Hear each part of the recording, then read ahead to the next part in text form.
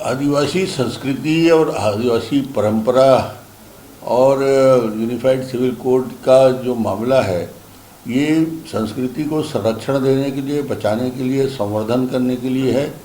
किसी समाज को और समाज के किसी रीति नीति को बदलने के लिए कोई जो भी आज पूरे देश में कानून है, अलग अलग समाज के अलग अलग कानून हैं, और मुझे लगता है कि ट्राइबल के कानूनों में, उनकी परंपराओं में कोई अलग से यूनिफाइड सिविल कोड का कोई असर नहीं होगा। भारतीय जनता पार्टी लगातार सघन अभियान चल रहा है, उससे उनको इतनी ज़्यादा बौखलाहट क्यों हो रही है?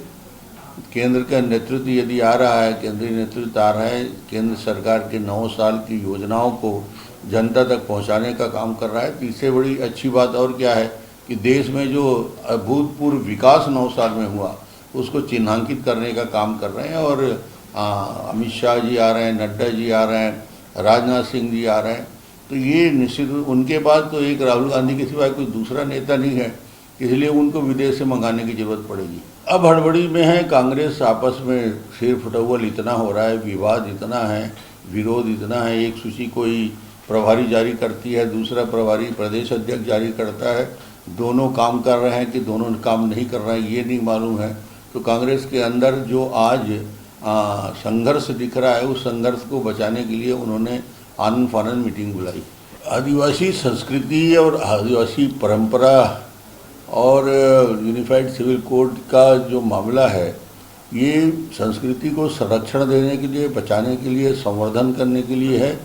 किसी समाज को और समाज के किसी रीति नीति को बदलने के लिए कोई जो भी आज पूरे देश में कानून है, अलग अलग समाज के अलग अलग कानून हैं, और मुझे लगता है कि ट्राइबल के कानूनों में, उनकी परंपराओं में कोई अलग से यूनिफाइड सिविल कोड का कोई असर नहीं होगा। भारतीय जनता पार्टी लगातार सघन अभियान चल रहा है, उससे उनको इतनी ज़्यादा बौखलाहट क्यों हो रही है?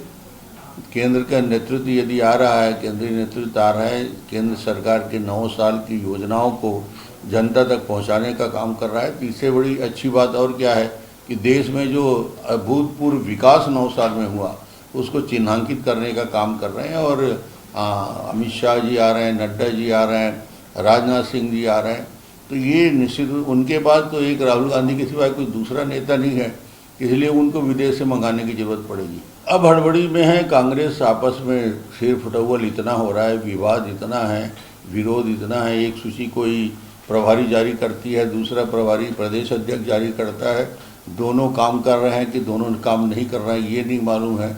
तो कांग्रेस के अंदर जो आज संघर्ष दिख रहा है, उस संघर्ष को बचाने के लिए उन्होंने आनन फानन मीटिंग बुलाई।